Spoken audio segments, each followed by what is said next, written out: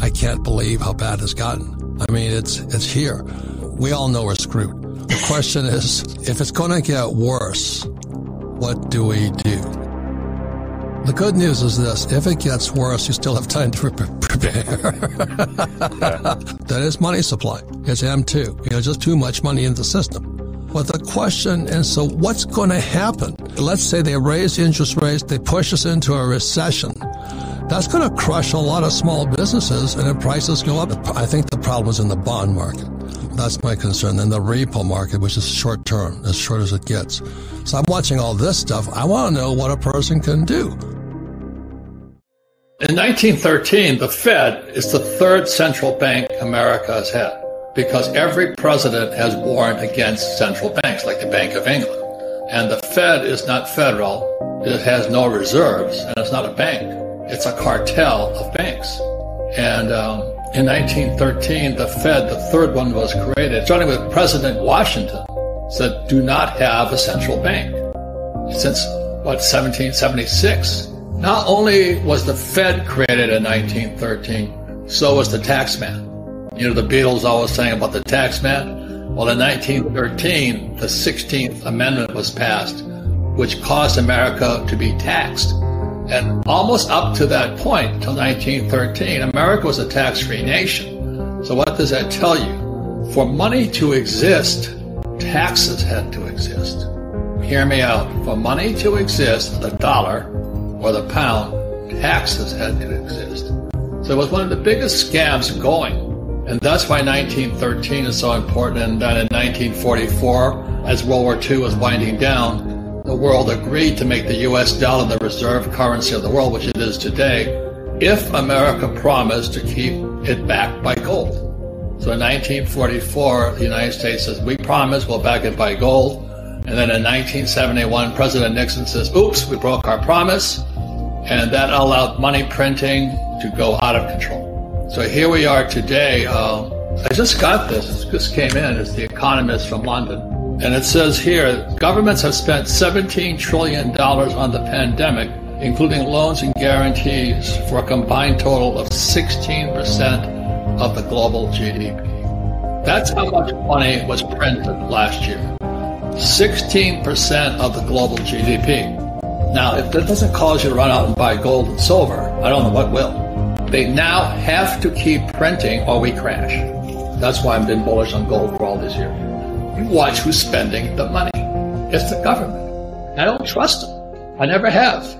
So, they're so incompetent. I just can't believe it. They're incompetent people. They're like Marx, highly educated people who don't know how to make money. They're not capitalists. They're socialists. And if you understand that, in a few years, you're going to find out these banks are in serious trouble because of debt. Because all the Fed and the Bank of England has to do is print more money. And as long as people will accept this toilet paper like this, people are happy. But the moment one day somebody says, oh my God, $10 billion, but it's not worth it. I was in Zimbabwe. This wouldn't buy me an egg. What's screwing us all up are academics. The academic elite, the liberal left and all this. I don't know where their heads are at, but they're not up in the air. And so the Fed fits into that category, the Bank of England fits into that category. They're doing all these projections and all this, but they're not attached to reality. When you look at the numbers, is that we're already in a depression. In other words, if the economy's been growing at 3%, it's only growing at 2%. That's a technical depression. So people are watching, the stock market's up, everybody's happy and all this, but everything's inverting upon us. So just recently, the euro-dollar curve inverted. Every time that has happened, it was followed by Lehman Brothers and it was followed by COVID. America is going Marxist. And when I look at what's going on in Portland and Seattle and New York and Chicago and the cities, how in the world can we defund police and all this? How in the world can we keep printing money doing what we do? So I started storing gold in Switzerland and in Singapore. So in case I had to run, gold and silver are flight capital. And the problem is most people don't know the difference between a Marxist and a capitalist. Economics taught in military school are different than the economics taught in business school. Military economics is different than civilian economics. So in military school, this is the 60s, my economics teacher said, who kills more people? It was socialist or capitalist. And the answer is socialist. You know, the Nazi Party was a National Socialist, whatever we call it. They killed 18 million people. 6 million were Jews. Stalin, the USSR, the Union of Soviet Socialist Republic, killed 26 million people. Mao Zedong killed 46 million people. Pol Pot in Laos and Cambodia, they killed 15 million people. So the reason Americans go to war is to fight that. We fight for capitalism. So the reason my uncles went to fight and an uncle fight in Korea is to fight socialism. If you study the Communist Manifesto, it's really simple to see. Communist Manifesto, it was designed, what Marx said, was to take people from agrarian into totalitarian. But to get there, they needed capitalists to set up, to take them from agrarian to industrial. So once the capitalists were in place and they set up an industry, so what's going on? What happened in China? Mao came to power, and Mao was, China was an agrarian society. Mm-hmm. So Deng comes in and he says, to be rich is glorious. He was the first capitalist guy. He was bringing in capitalism to China. And now you have Xi, who is emperor for life, totalitarian for life, and they're killing the people in Hong Kong who are capitalists. The odds are Taiwan is next. As I say, as a former U.S. Marine, I fought for capitalism. Unfortunately, America is going socialist, Marxist, and eventually totalitarian. So my money is out of this country. It's been out of this country for years. And I'm getting to run, just like the people are running out of New York City, Chicago, Portland, Seattle, and San Francisco.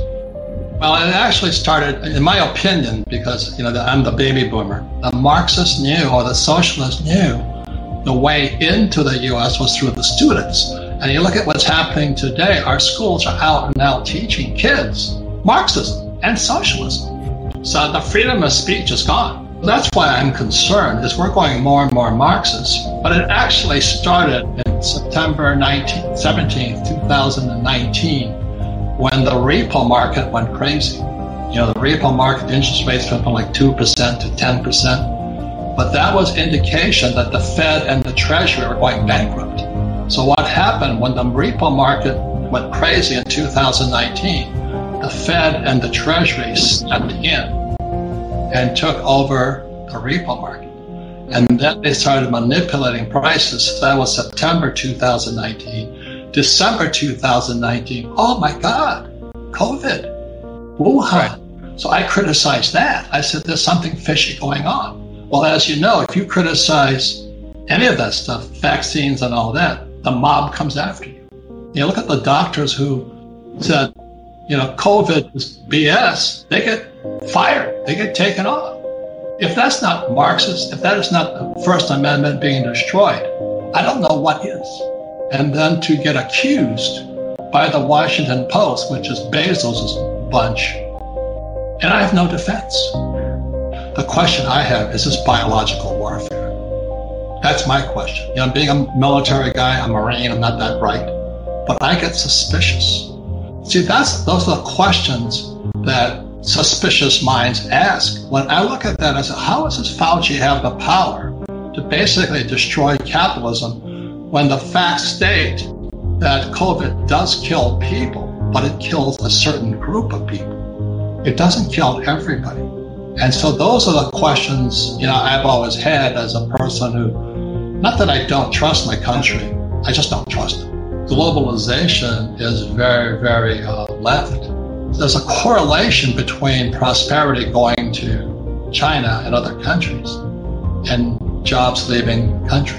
You look at what happens. So guys like me, I make more money when jobs leave, truthfully, because my manufacturing is done in China and Taiwan and Korea.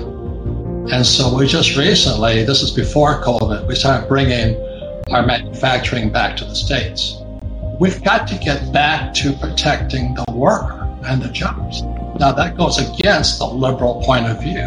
What happens to the worker?